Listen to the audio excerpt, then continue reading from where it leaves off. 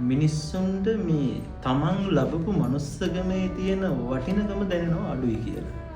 එහෙම හිතෙන්න හේතුව තමයි මේ මනුස්සකම කියලාගෙන හරි දුර්ලභව ලැබෙන දෙයක්.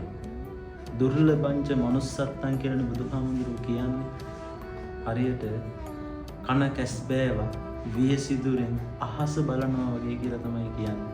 මිනිසත් බවක් ලබන එක. හැබැයි අපේ ජීවිතේ එනවා විවිධ ප්‍රශ්න, බාධා. අපි ඒවන මුහුණ දෙන්න ඕන. මිනිස්සුන්ට ප්‍රශ්න ඇති වෙන්නේ. සමහර විට ඒවා අපිට දරා ගන්න බැරි වුණාම විකල්පයේ හැටියට හිතන හොඳම තීරණය තමයි මොකද්ද? තව නම් ජීවත් වෙලා වැඩක් නැහැ. එක්ක එල්ලලා මැරෙන්න හිතනවා.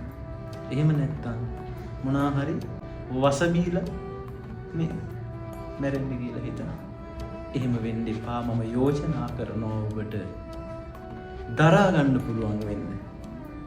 දරාගෙන ජීවත් වෙන්න පුළුවන් කෙනෙක් බවට පත් වෙන්න. ඒක තමයි ජයග්‍රහණය කියලා කියන්නේ. අන්න ඒ ජයග්‍රහණය ලබන්න බුදුහාමුදුරුවන්ගේ දහම් තුල කටයුතු කරන්න කියන දේ ඔබට මතක් කරගන්න.